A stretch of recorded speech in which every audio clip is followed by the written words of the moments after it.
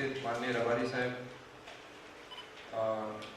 पूज्य स्वामी जी, मारा खेतीवाड़ी बागायत पशुपालन अधिकारी श्रीओ, खेतीवाड़ी शाखा पशुपालन शाखा તેમજ બાગાયત શાખાના કર્મચારીશ્રીઓ બધાનો હું ખૂબ ખૂબ આભાર માનું છું કે આપણે રવિવારના દિવસે પણ માનનીય રાજ્યપાલશ્રીના અનુકૂળતા મુજબ એમને જે આપણને ટાઈમ આપ્યો એ તાલીમ કેન્દ્રનું તાલીમ શિબિરનું એક લોકાર્પણ કરવા માટે એમાં આપણે અહીંયા ભેગા થયા. મિત્રો, માનનીય રાજ્યપાલશ્રી સતત આપણી સાથે આપણું ફોલોઅપ લેતા હોય છે, આપણો સંકલન કરતા હોય છે. કલેક્ટર ડીડીઓ ના વારંવાર દર મહિને અમારી વીસી રિવ્યુ વીસી યોજાય છે. હેતુ માત્ર એક જ છે, આપણે જેટલું થઈ શકે એટલું આપણે પ્રાકૃતિક ખેતી ઉપર ભાર મૂકવાનું છે. પ્રાકૃતિક ખેતી તરફ આપણે ખેડૂતો જાય અને પ્રાકૃતિક ખેતી વધુમાં વધુ અપનાવે એના ઉપર આપણે મહેનત કરવાની છે. મિત્રો, ખેડૂત કઈ રીતે કઈ પ્રવૃત્તિથી ખેતી કરવા માંગે છે, એટલે એને ખાતર વાપરવું છે કે પ્રાકૃતિક કરવું છે એ આપણે એને ફોર્સ નહીં કરી શકીએ. અને હજુ આપણે એવું કઈ કાયદો કે નિયમો પણ નથી આપણે કઈ જાહેર કર્યા કે આપણે ફોર્સફુલી કે ફરજિયાત ખેતી ખાતરનું ઉત્પાદન બંધ કરી દીધું હોય કે ખેડૂતોને આપણે ફરજિયાત કે અમુક હેક્ટર એને પ્રાકૃતિક કરવા એવો કઈ આપણે સૂચના કે આપણે કઈ કાયદો કઈ અમલમાં નથી આવ્યો. આપણે જે ઝુંબેશ ચલાવી રહ્યા છીએ એ વોલેન્ટરીલી જે ખેડૂતો એટલે સ્વ ઈચ્છાથી જે ખેડૂતો પ્રાકૃતિક ખેતી તરફ આવી શકે એના માટે આપણી જે ઝુંબેશ ચાલી રહી છે અને એમાં આપ લોકોનું બહુ મોટું યોગદાન છે. નોર્મલી આપણે કચેરીની કામગીરી જે હોય છે એ પેપર વર્ક, કાગળ પર ડિસિઝન, ફાઇલિંગ, નોટિંગ એવું બધું થતું રહે છે. પણ આજની સ્થિતિમાં આજે આપણે અત્યારે જે વિકાસની જે પરિભાષા આપણે માનનીય વડાપ્રધાન શ્રી અને માનનીય રાજ્યપાલ શ્રી, માનનીય સીએમ શ્રી દ્વારા આપણને બતાવવામાં આવી છે, એમાં આપણે એક ખેડૂત માટે એક મોટિવેશન તરીકે એટલે એને મોટિવેટ કરવા માટે એ વોલન્ટરીલી પ્રાકૃતિક ખેતી તરફ આગળ વધે એના માટે આપણી એક ઝુંબેશ આપણે હાથ ધરવામાં આવી છે. અને ખાસ કરીને વાત કરીએ તો બીએપીએસ સંસ્થા તેમજ સ્વામીજી, પૂજ્ય સ્વામીજીનું એમાં બહુ એક આપણને એક સારો એક યોગદાન તેમજ એક બેકબોન જેવું આપણને પ્રોવાઈડ એ લોકો કરી રહ્યા છે. હમણાં વાળા સાહેબે જે વાત કરી, આપણો જિલ્લો સૌભાગ્યશાળી છે કે આપણી પાસે આપણા જિલ્લામાં બીએપીએસ સંસ્થાનું એક ખાસું પ્રેઝન્સ છે.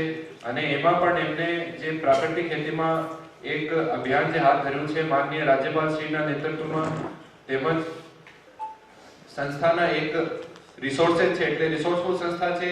એ સંસ્થા જો પ્રાકૃતિક ખેતી તરફ આગળ વધે અને એમાં એમને એમાં કઈ ખાસ ફાયદો થતો હોય કે ખાસ એવું પણ નથી, કારણ કે ઓલરેડી ઇન્ટરનેશનલ લેવલની સંસ્થા છે બીએપીએસ, પણ છતાં એમને પ્રાકૃતિક ખેતી જેવું એક સારું એક અભિગમ અપનાવ્યું છે. એના માટે હું ફરી એમનો ખૂબ ખૂબ આભાર વ્યક્ત કરું છું, કારણ કે એ આપણા જિલ્લા માટે તેમજ આખા રાજ્ય માટે એક સૌભાગ્યની વસ્તુ છે. હમણાં અમે 3-4 મહિના પહેલા માનનીય રાજ્યપાલ શ્રી દ્વારા અમને કલેક્ટર જિલ્લાના રાજ્યના તમામ કલેક્ટરને ડીડીઓને કુરુક્ષેત્રમાં મોકલવામાં આવ્યું હતું. ત્યાં પ્રાકૃતિક ખેતી કેવી રીતે માનનીય રાજ્યપાલ શ્રીની વાડીમાં ચાલે છે, એમનું કઈ રીતે એ લોકો જીવામૃત કે બીજામૃત હોય એનું ઉત્પાદન કરે છે, કઈ રીતે ખેતીમાં વાપરે છે અને એમાં શું શું ફાયદા થયા છે સાયન્ટિફિક તેમજ પ્રત્યક્ષ રીતે જે અમે જોયા. તો હું કહી શકું છું કે જે કુરુક્ષેત્રમાં અમે જોયા એનું એક જે ખાસું એક એકચ્યુઅલ ઇમ્પ્લિમેન્ટેશન જે ગુજરાતમાં મેં આજ દિન સુધી જોયું છે તો એ બીએપીએસ ની વાડીમાં જ જોયું છે. હું ખેડૂતોના ખેતરોમાં પણ ગયો છું, એમને પણ ખૂબ સરસ કામ કર્યું છે. એવું નથી કે એમને આપણા ખેડૂતોએ કામ નથી કર્યું પ્રાકૃતિક ખેતીમાં, એમને પણ કામ કર્યું છે. પણ એક સાયન્ટિફિક રીતે એક એકચ્યુઅલ 100% ઇમ્પ્લિમેન્ટેશન જે આપણે જોવા મળ્યું છે એ બીએપીએસ ની વાડીમાં જ આપણે જોવા મળ્યું છે. અને હું આજે જે મારા કર્મચારી મિત્રો અથવા તો બીજા જે કર્મચારીઓ અલગ અલગ ખાતાના અહીંયા હાજર છે અથવા કોઈ ખેડૂતો હાજર હોય તો એમને હું ખાસ વિનંતી કરીશ કે આજે આપ વાડીમાં હાજર છો તો સ્વામીજીની અનુમતિથી પ્લીઝ આપ લોકોએ આગળ જેટલા અહીંયા એક્સપેરિમેન્ટ કર્યા છે, જે લોકોએ અલગ અલગ એક્સપેરિમેન્ટ થકી જે પ્રાકૃતિક ખેતીનું એ લોકો એક સંચાર કરી રહ્યા છે એ અવશ્ય આપ લોકો જોશો. તેમજ આમાં ગયા વખતે જ્યારે હું આવ્યો હતો ત્યારે મને જાણવા મળ્યું કે એક પ્રાકૃતિક ખેતીનું એક લોંગ ટર્મ રિસર્ચ પણ અહીંયા હાથ ધરવામાં આવી રહી છે, જેમાં પ્રાકૃતિક ખેતી વિશે બી નોન પ્રાકૃતિક એટલે નોર્મલ જે ખેતી હોય છે એમાં શું શું ફરક પડે છે, એટલે કંટ્રોલ લઈને એમને એક અલગ પ્રાકૃતિક ખેતીમાં આવતા 4-5 વર્ષોમાં એટલે વર્ષ બાય વર્ષ શું ફેરફાર થવાના છે, જમીનની કાર્બન ક્વોન્ટિટીમાં શું ફેરફાર થવાના છે, ફસલ ક્રોપ પ્રોડક્શનમાં શું શું ફાયદા થવાના છે, એમાં બધું એક કમ્પ્લીટ સાયન્ટિફિક એ લોકો રિસર્ચ હાથ ધરી રહ્યા છે. તો એ પણ એક સાયન્ટિફિક કમ્યુનિટીમાં પણ આ રિસર્ચનો આવતા સમયમાં ખૂબ ફાયદો થશે એવું હું માનું છું.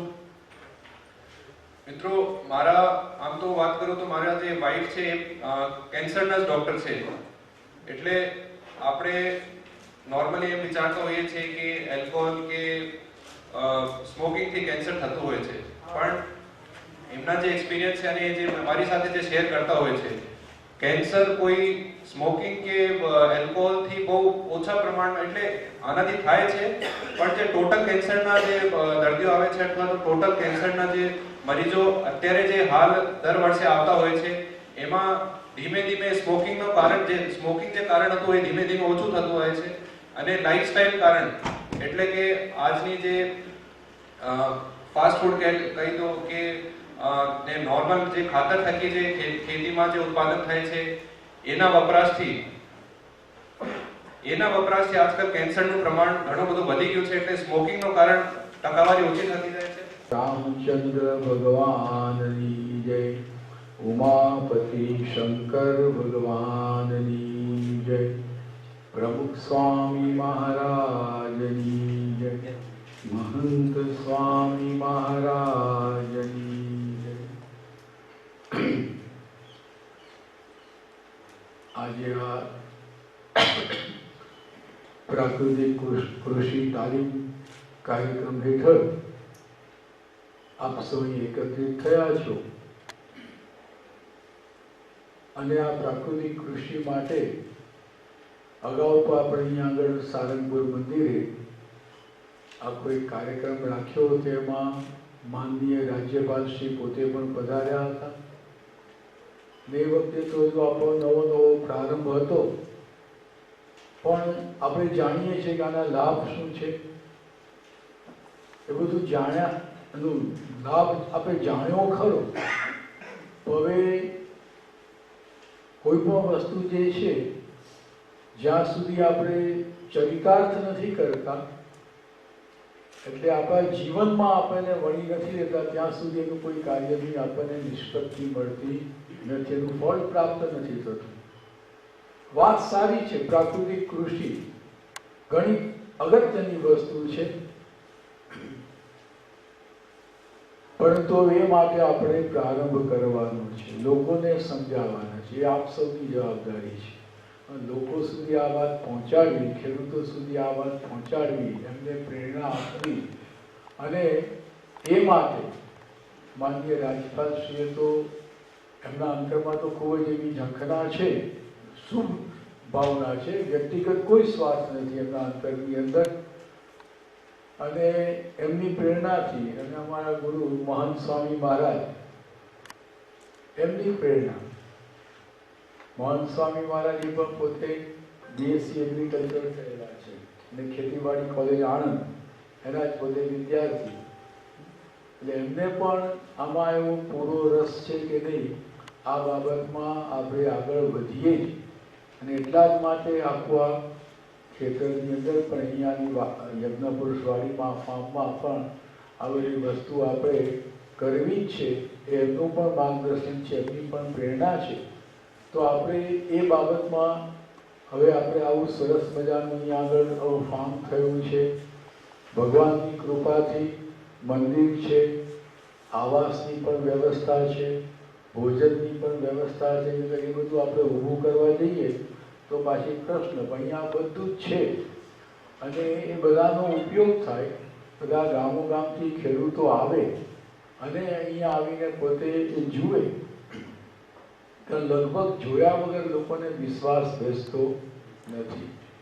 એ પોતે આવે, જુએ અને એમાંથી પ્રેરણા લે.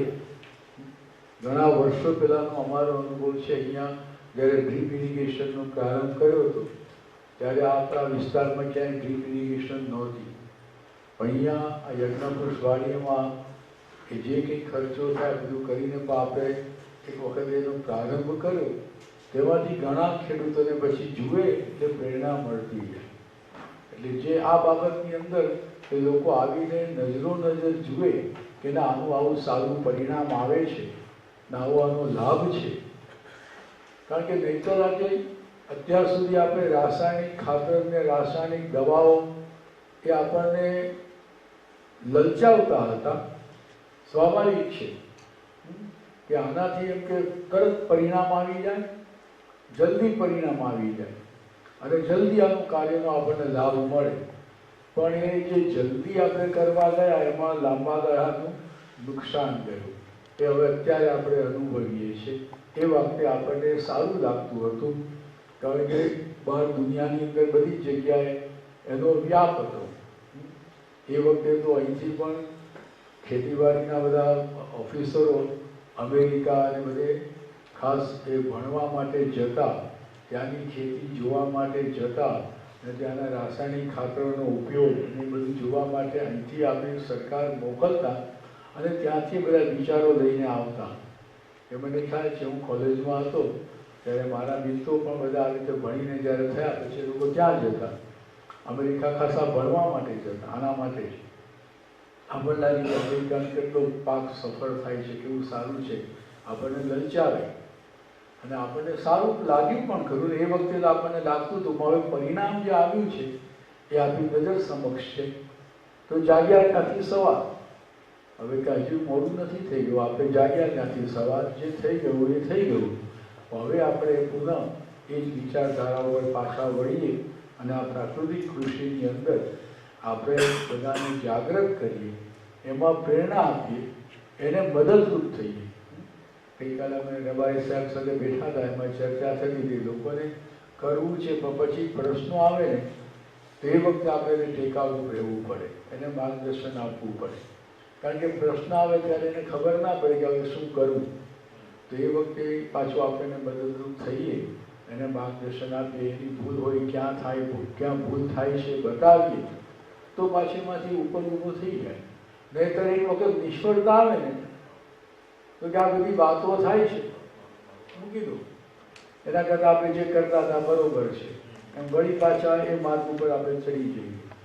ખેડૂતો બધા એ માર્ગે ચડી જાય કારણ કે જૂનું જે ચાલતું હોય પાછું એ રીતે કરવા માંડે. પણ એને એ હિંમત આપવી, એને ધીરજ રાખ અને તારે આમાં, કારણ કે આમાં સાતત્યની જરૂર છે. એક પછી એક સતત ધરો અને ધીરજની પણ જરૂર છે. એકદમ તાત્કાલિક પરિણામ નથી આવતું. તો એની અંદર એ ખેડૂતોની સાથે રહીને એમને તે સમયે માર્ગદર્શન આપતા રહેવું, પ્રેરણા આપતા રહેવું. જીવનમાં દરેક વખતે અમારા ત્યાગી જીવનની અંદર પણ અમને અમારા ગુરુઓ, અમારા સદગુરુ સંતો, અમે આ માર્ગે ચાલીએ પણ હવે આ પણ એક માર્ગ તો કઠણ જ છે. સુરસ્ય ધારા નિશિતા સાગરાનું આ ઉપનિષદમાં લખ્યું છે. આ માર્ગ પણ એકદમ તલવારની ધાર પર ચાલવા જેવું કઠણ છે. એની અંદર જ્યારે જ્યારે માણસના મનમાં પોતે વિધાત્મક થાય તો અમારી સાથે રહેલા બાજુ સદગુરુ સંતો છે, અમારા ગુરુ છે, મહંત સ્વામી, પ્રમુખ સ્વામી મહારાજ, એ આપણને અમને ટેકારૂપ થતા, અમને બળ આપે, હિંમત આપે, માર્ગદર્શન આપે તો જેથી આગળ જીવનમાં વધતા જવાય છે. એવું દરેક ક્ષેત્રમાં એવું છે. કોઈ પણ ક્ષેત્રમાં તમે ઔદ્યોગિક ક્ષેત્રમાં જાઓ કે આપણે કૃષિ ક્ષેત્રમાં જઈએ, પ્રશ્નો તો આવવાના. બે પ્રશ્ન વખતે એને જે માણસ પ્રયત્ન કરતો હોય એ ના હિંમત ન થઈ જાય અને એ પોતે એમાંથી પડતું ન મૂકે, જવા દો નથી કરવું, એવું ન થાય.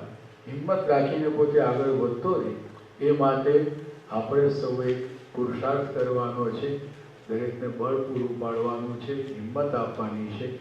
તો આવું એક સરસ મજાનું કાર્ય થાય તો આપણે સૌ ભેગા મળીને આ કામ કરી શકશું. આપણે સૌ કોઈ એક વ્યક્તિથી આ કામ થવાનું નથી, બધા ભેગા થઈશું તો એ કાર્ય અનેક ગણું સારું થઈ શકશે. તો આજે ભગવાનના ચરણોમાં એ જ પ્રાર્થના કરીએ કે આપણે આપણને એવી સારી શક્તિ આપે, બળ બુદ્ધિ શક્તિ આપે કે આપણે આ માર્ગમાં સારામાં સારી રીતે આગળ વધી શકીએ અને લોકોને પ્રેરણા આપી શકીએ. सारंगपुर में नवनिर्मित महानतम प्राकृतिक कृषि अनुसंधान केंद्र के शुभारंभ तथा प्राकृतिक कृषि तालीम कार्यक्रम में उपस्थित पूज्य ज्ञानेश्वर स्वामी जी, कोठारी श्री VAPS मंदिर सारंगपुर, माननीय अक्षय बुढ़ानिया जी, जिला विकास अधिकारी बोटाद और पूरे प्रदेश में प्राकृतिक खेती के मिशन को जनमानस तक पहुंचाने में प्रयासशील महात्मा प्रफुल्ल भाई सेंजलिया जी और आत्मा के डायरेक्टर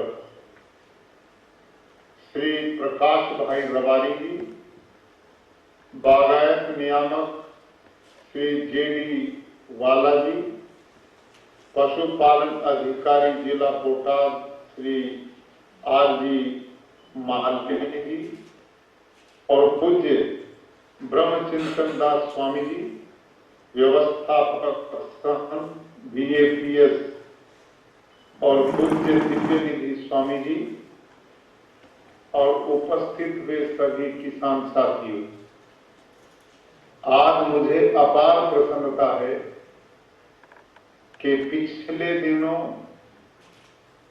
राजभवन में मुख्य रूप से मैंने संत सम्मेलन बुलाया था, जिसके पीछे मिशन था कि संत महानुभाव जहां जहां अपनी कथाएं करते हैं, लोगों का आध्यात्मिक मार्गदर्शन करते हैं, तो उस बीच में प्राकृतिक खेती को भी जोड़ें, क्योंकि प्राकृतिक खेती केवल कृषि नहीं है, इससे हमारा पर्यावरण भी बचता है, धरती माता का स्वास्थ्य भी बचता है, इससे गौ माता का संवर्धन और पालन भी होता है और लोगों का स्वास्थ्य भी बचता है और देश का और किसानों का धन भी बचता है और जल भी बचता है। काम एक है, लाभ अनेक है।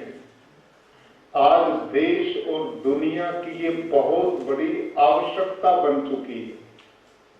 इसमें कोई लिंग भेद, धर्म भेद, जाति भेद कोई मतलब नहीं है। जो धरती पर प्राणी है वो स्वस्थ और निरोग बन करके शांति और सुख से जिए, उसका आधार केवल और केवल प्राकृतिक खेती है। नान्य पंथा विद्यते अनाय, इससे अलग कोई रास्ता नहीं बचा। तो इसी संदर्भ में पूज्य ज्ञानेश्वर स्वामी जी महाराज उस कार्यक्रम में उपस्थित हुए थे और उन्होंने अपने उद्गार विचार प्रस्तुत करते हुए जो संकल्प लिया उसे बहुत अच्छे ढंग से व्यवहारिक रूप में अमली जामा पहनाने का काम भी किया। जिन दिनों वहां महत्तम कृषि अनुसंधान संस्थान की स्थापना हुई और प्रदेश में ही नहीं अपितु दुनिया की पहली प्राकृतिक यूनिवर्सिटी जो गुजरात में बनी है, उसके वाइस चांसलर डॉक्टर CK टिम्बड़िया जी और सारंगपुर आश्रम के बीच में जो MOU हुआ, उसके बाद वहां पर जो कार्यक्रम विधिवत संचालित हुआ है और जिसके परिणाम बड़े सुखद आ रहे हैं, उसका पूरा श्रेय मैं पूज्य स्वामी ज्ञानेश्वर जी महाराज को देता हूं और उनका एक प्रयास उस पूरे क्षेत्र के लिए ही नहीं अपितु पूरे गुजरात के लिए एक प्रेरणा बनेगा। इसी के साथ मैंने पूज्य स्वामी जी से निवेदन किया था मैं स्वयं वहां पर गया था और पूरा मैंने संस्थान को भी देखा, खेती बाड़ी के फार्म को भी देखा और पूज्य स्वामी ब्रह्मचिंतन था और स्वामी दिव्य निधि दास जी और ये लोग मिलकर जो जीवामृत का बहुत ऑटोमेटिक प्लांट बनाया था उसका विधिवत उद्घाटन भी किया गया था। उस समय मैंने खेती का जो स्वरूप वहां पर देखा तो उससे विदित होता है कि बड़ी जिम्मेदारी के साथ वहां काम किया जा रहा। वहां पर गो नस्ल के लिए मुझे जैसी जानकारी मिली, देश विदेश में जहां भी बीएपीएस मंदिर सारंगपुर की गो माताएं गई हैं, उनको अनेक जगह पारितोषिक मिले हैं, सम्मान मिला और वहां पर जाफराबादी भैंस तो शायद मैंने जीवन में पहली बार इस प्रकार की बहुत अनुपम ढंग की भैंस देखने को मिली। तो ये बहुत बड़ा सराहनीय कार्य सारंगपुर स्वामीनारायण बीएपीएस मंदिर के द्वारा किया जा रहा, ये सब बधाई के पात्र। तो इस समय वहां पर जहां प्राकृतिक खेती पूरे फार्म पर करने का इन सन्यासी महानुभाव ने निर्णय लिया, ये केवल आश्रम के लिए ही उपकारी नहीं होगी, अपितु जितने भी खेडूत वहां आएंगे उनको एक बहुत बड़ी वहां से प्रेरणा मिलेगी। और प्रेरणा ही नहीं, जो तालीम केंद्र की भी पूज्य स्वामी जी ने स्थापना की है, खेडूत के आवास और भोजन की भी व्यवस्था की है, सुंदर व्यवस्था दी है, तो ये राष्ट्र के कल्याण का, जैसे वो अन्य बहुत सारे प्रकल्प चलाते हैं, उसमें प्राकृतिक खेती का बीएपीएस मंदिर सारंगपुर द्वारा जो बहुत बड़ा अभियान आज प्रारंभ हो रहा है, इसके लिए मैं सभी संतों को और आप सबको बहुत बहुत बधाई देता हूं, साधुवाद देता हूं। ये बहुत बड़े कल्याण का कार्य यहाँ पर चलेगा। आदरणीय खेडूत बंधुओं, आप वो प्रबुद्ध लोग हैं जिनको इस फार्म से नियमित रूप से ट्रेनिंग लेनी चाहिए, क्योंकि अब ग्लोबल वार्मिंग अपना विकराल रूप लेकर आ चुकी है। आपने अभी देखा कल प्रदेश के विभिन्न हिस्सों में बेमौसमी बारिश हुई, देश में पूरे में बेमौसमी वर्षा, ओले पड़ रहे हैं, भयंकर पहाड़ों में बर्फबारी मार्च के महीनों में पहली बार देखने को मिल रही है। कई तूफान आ रहे हैं, कई अतिवृष्टि, कई अनावृष्टि। ऐसी स्थिति में खेती कैसे बच पाएगी, ये चिंता का विषय। अभी पिछले दिनों आपकी जानकारी चाहिए, तमिलनाडु में दिवाली के आसपास भयंकर बेमौसमी वर्षा हुई और एक ही दिन में तमिलनाडु आंध्र प्रदेश के कुछ हिस्से में इतना पानी गिरा जो एक वर्ष में होना चाहिए। एक वर्ष की वर्षा एक ही दिन में बरस गई। खेतों में 6, 7, 8 फीट तक पानी भर गया, वहां सब फसलें बर्बाद तबाह हो गई। लेकिन एक डॉक्टर देवेंद्र शर्मा, जो खेती बाड़ी पर अखबारों में बहुत लिखते रहते हैं, अनुसंधान करते रहते हैं, उन्हीं दिनों वो स्वयं तमिलनाडु गए और बाढ़ पीड़ित एरिया में पहुंचे और उन्होंने खेडूत से बातचीत की।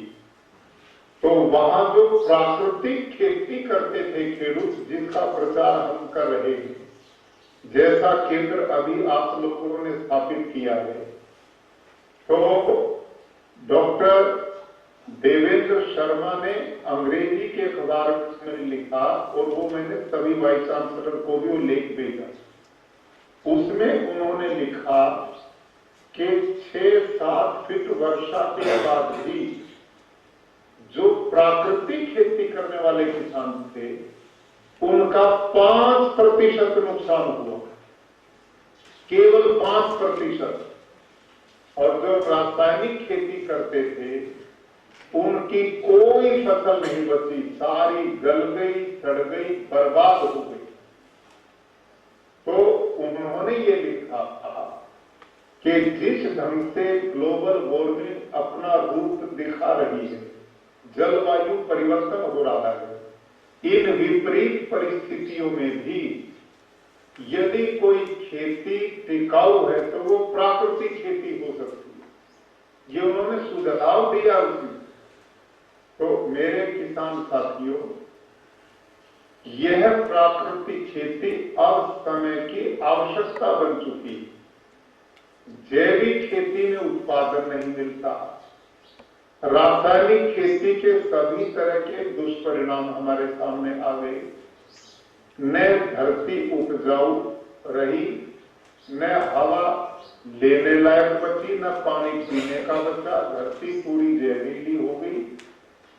हर व्यक्ति रोग लिए घूमता, कहीं कैंसर बढ़ रहा है, कहीं डायबिटीज बढ़ रही, कहीं हार्ट अटैक बढ़ रहा है।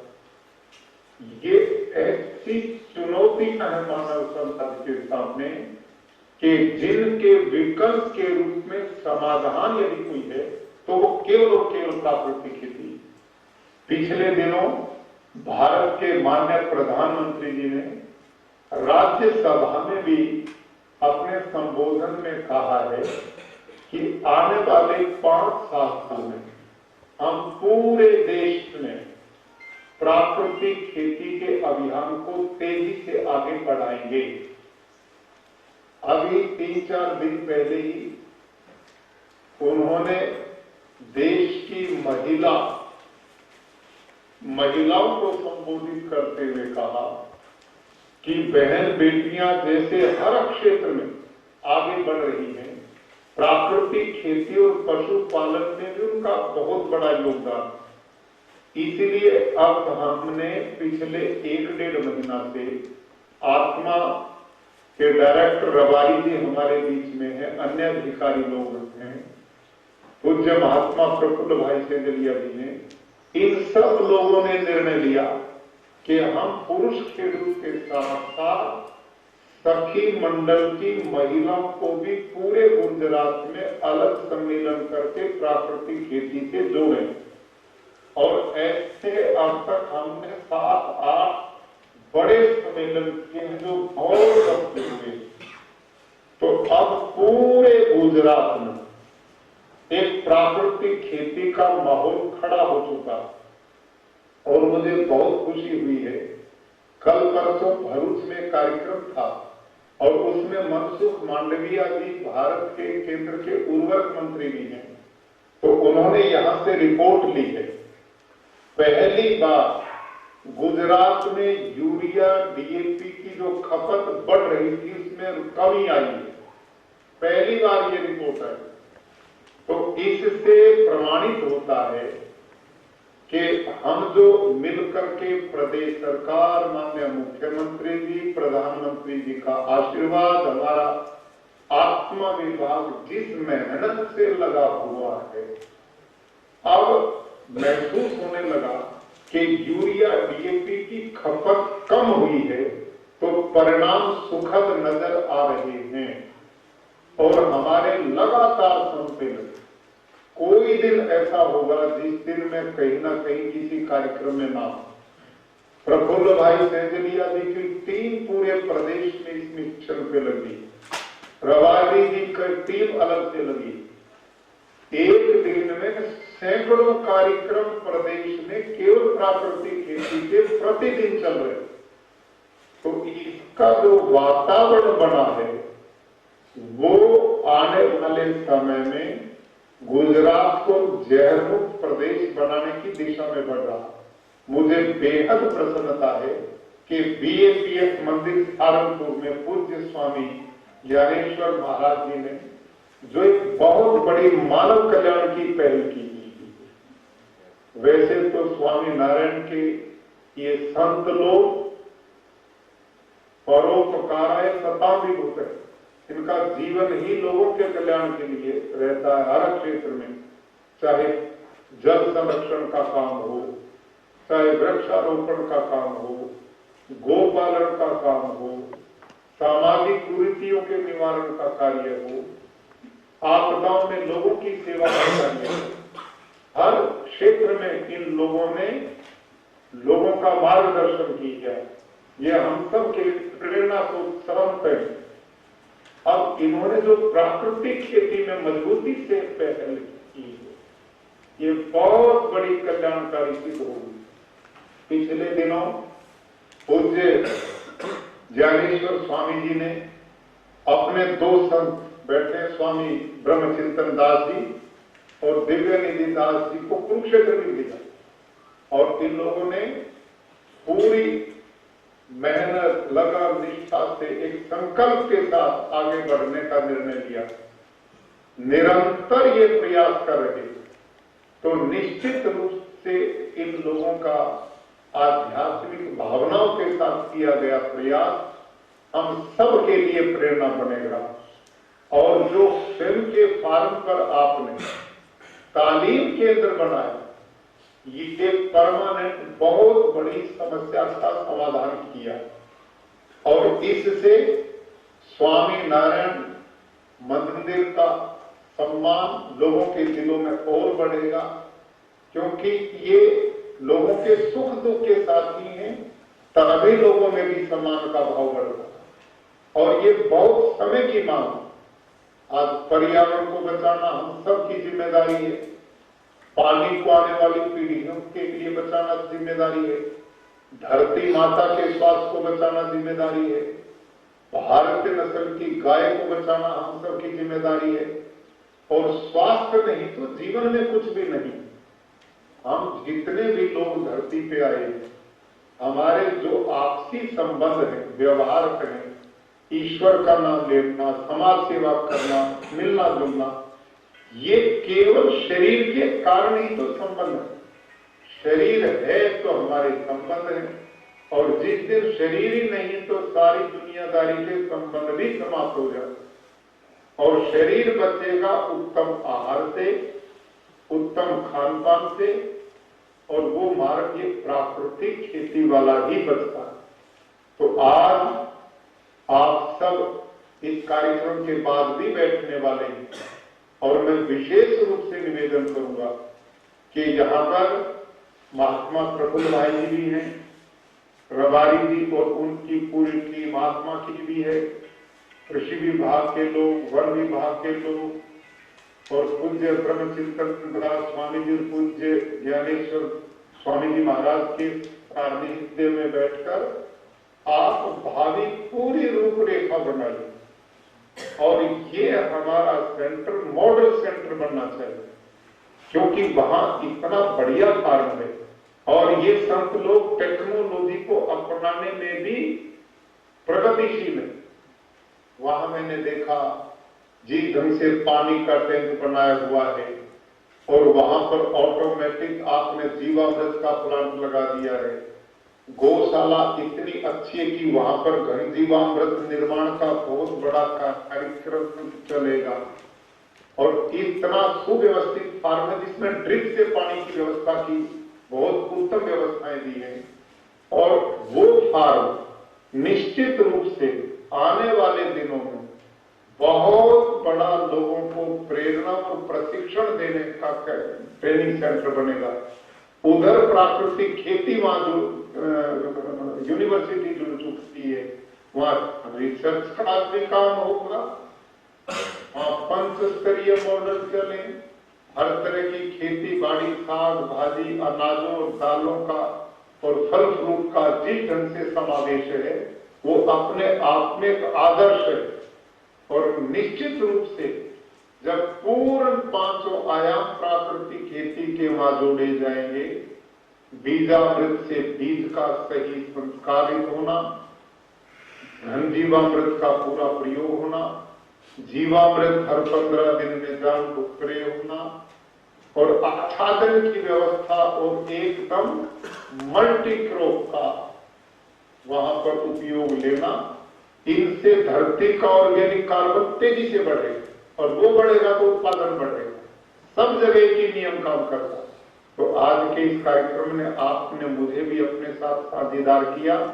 आप सब संतों के प्रति आभार प्रकट करते हुए आप सबका इस शुभ अवसर पर मैं पूरा मनोयोग से शुभकामनाएं देते हुए सम्मान भाव के साथ एक पवित्र कार्य आज जो प्रारंभ किया गया है, मैं बहुत बहुत बीएपीएस मंदिर सारंगपुर और महंत स्वामी जी को प्रणाम करते हुए आप सबको नमन करते हुए जय स्वामीनारायण। માટે જીવામૃતનો ડોઝ કેટલો, આ પાક માટે ઘન જીવામૃતનો ડોઝ કેટલો, આ પાકમાં કેટલા દિવસ પછી જીવામૃત આપવું, આ પાકમાં કેટલા દિવસ પછી ઘન જીવામૃત આપવું, નિમાસ્ત્રનો ક્યારે છંટકાવ કરવો, નિમાસ્ત્રનું કોન્સન્ટ્રેશન કેટલું રાખવું, આ બધી બાબતો છે એ હવે પછી જેમ જેમ રિસર્ચમાં આવશે, એની રેકમેન્ડેશન આવશે, ભલામણ આવશે ત્યારે આપણે આગળ વધશું. પરંતુ આ એક મેથોડોલોજી નક્કી છે કે આ આયુર્વેદિક જીવો છે કે એમાં કોઈ આડઅસર થતી નથી. જીવામૃતનો ડોઝ તમે 200 લીટરની જગ્યાએ 400 લીટર ખેતરમાં નાખી દીધો તો એની કોઈ આડઅસર નથી, એની ક્યુમ્યુલેટિવ સારી અસર જ છે. એટલે કોઈ પાકમાં એવી અસર થતી નથી. ઘન જીવામૃત પણ એનો ડોઝ વધી જશે તો પણ એની કોઈ આડઅસર થતી નથી. નિમાસ્ત્ર પણ ધારો કે તમે અઠવાડિયે છાંટી બીજા અઠવાડિયે ફરી છાંટશો તો પણ જે બીજી જીવાત જે એની રિએક્શન આવે છે એવા રિએક્શન આપણે ત્યાં આ પ્રાકૃતિક કૃષિમાં આવતા નથી. એટલે એ આપણા માટે ખૂબ સારી બાબત છે કે ખેડૂત પોતાની મરજીથી થોડો ડોઝ વધારી પણ દે, ઘટાડી પણ દે તો એની અસર થતી નથી, મીન્સ કે આડઅસર થતી નથી. એટલે પ્રાકૃતિકનો સબ્જેક્ટ એ રીતે આપણા માટે બહુ સહેલો છે. ખેડૂતને અપનાવવા માટે અઘરો છે એક જ વિષય છે કે ખેડૂત પાસે કેટલા પાસે ગાય છે અથવા પશુધન છે, અને પશુધનમાંથી જે જીવામૃત ને ઘન જીવામૃત બનાવવાની જે પદ્ધતિ છે એમાં જો થોડુંક આપણે ઇન્ટરવેન્શન કરીએ, એમાં જો થોડુંક આધુનિકરણ લાવીએ તો ખેડૂત ઝડપથી આમાં આગળ વધી શકે એમ છે. જીવામૃત બનાવવા માટે કે ઘન જીવામૃત બનાવવા માટે થોડુંક એને ટેકનિકલ ગાઈડન્સ આપી અને ત્યાં નાના નાના પ્લાન્ટ ઊભા કરીએ કે ઓટોમાઇઝેશન વધારીએ, થોડુંક મિકેનાઇઝેશન વધારીને પણ જો એને લેબરમાંથી થોડું મુક્ત કરીએ તો ખેડૂત આ પદ્ધતિ 100% અપનાવશે. જેટલા પ્રગતિશીલ ખેડૂત છે, મોટા ખેડૂત છે, એને તો ધ્યાનમાં આવ્યું છે કે જીવામૃતથી ફાયદો થાય છે તો એને પોતાના ખર્ચે સારા સારા પ્લાન્ટ ઊભા કરી દીધા છે. શ્રી સ્વામિનારાયણ ભગવાનની જય, અક્ષર પુરુષોત્તમ મહારાજની જય, ગુણાતીતાનંદ સ્વામી મહારાજની જય, ભગતજી મહારાજની જય, શાસ્ત્રીજી મહારાજની જય, યોગીજી મહારાજની જય, પ્રમુખ સ્વામી મહારાજની જય, મહાન સ્વામી મહારાજની જય. બીએપીએસ સંસ્થાના ઘણા બધા ક્ષેત્રમાં વિશેષ પ્રદાનો છે. એમાંનું એક પ્રદાન છે કૃષિ ક્ષેત્ર. આપણે અત્યારે જે બીએપીએસ યજ્ઞ પુરુષ પ્રાકૃતિક કૃષિ ફાર્મ તેના વિશે જાણકારી મેળવી રહ્યા છીએ. તેમાં છેલ્લા 20 વર્ષથી પણ વધારે સમયથી ગુજરાતમાં સૌ પ્રથમ વખત 150 એકર જમીનમાં ડ્રીપ ઇરિગેશન સિસ્ટમની સ્થાપના થયેલી. એના દ્વારા અત્યારે મુખ્ય પાકોમાં પિયત આપવામાં આવે છે. અહીંના આદર્શ મેનેજમેન્ટ અને વૈજ્ઞાનિક ઢબથી થતી ખેતીના કારણે વાલ્મી ઇન્સ્ટિટ્યૂટના એન્જિનિયરો, કૃષિ મહાવિદ્યાલયના વિદ્યાર્થીઓ તથા ગુજરાતભરના ખૂણે ખૂણેથી ખેડૂતો આવીને ટ્રેનિંગ લે છે. સ્વામિનારાયણ ભગવાનના આશીર્વાદ તથા પ્રમુખ સ્વામી મહારાજ અને મહાન સ્વામી મહારાજના આશીર્વાદથી તેમજ બીએપીએસ સારંગપુર મંદિરના કોઠારી શ્રી જ્ઞાનેશ્વર સ્વામીના તથા ગુજરાત રાજ્યના રાજ્યપાલ શ્રી આચાર્ય દેવવ્રતજીના માર્ગદર્શન નીચે આદર્શ પ્રાકૃતિક કૃષિ સિદ્ધાંતને લક્ષ્યમાં રાખીને મુખ્ય 5 આયામોથી અહીં આગળ પ્રાકૃતિક કૃષિ કરવામાં આવે છે. જ્યારે રાજ્યપાલ સાહેબ 14/7/2023ના રોજ સારંગપુરમાં પધારેલા ત્યારે સંતો તથા આચાર્ય દેવવ્રતજીના હસ્તે મહંતમ પ્રાકૃતિક કૃષિ સંશોધન કેન્દ્ર, જે ગુજરાત પ્રાકૃતિક કૃષિ યુનિવર્સિટી અને BAPS ગૌશાળા ટ્રસ્ટ વચ્ચે MOU કરીને સ્થાપના કરવામાં આવેલી.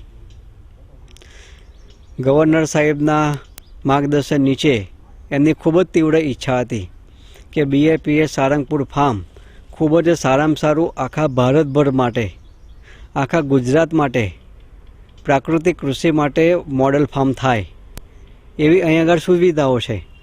ફાર્મમાં બધી પ્રકારની ટેકનોલોજી છે.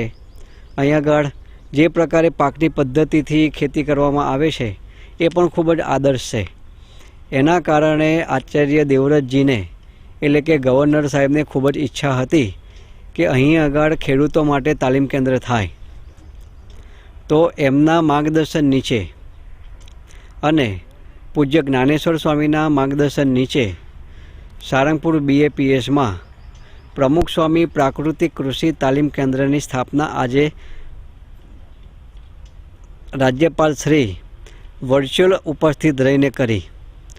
તેમની સાથે સાથે સારંગપુર મંદિરના કોઠારી પૂજ્ય જ્ઞાનેશ્વર સ્વામી તથા આત્મા પ્રોજેક્ટ ડાયરેક્ટર ગુજરાત પૂજ્ય રબારી સાહેબ, આખા ગુજરાતના સંયોજક પ્રાકૃતિક કૃષિના પ્રફુલજી સેંજલિયા તથા બોટાદ જિલ્લાના DDO શ્રી અક્ષય કુમારની હાજરીમાં તથા વિવિધ જુદા જુદા વિભાગના અહીં આગળ જે અધિકારીઓ ઉપસ્થિત હતા એ સંતોની ઉપસ્થિતિમાં વર્ચ્યુઅલ અહીં આગળ પ્રત્યક્ષ પ્રાકૃતિક કૃષિ તાલીમ કેન્દ્રની સ્થાપના થઈ છે.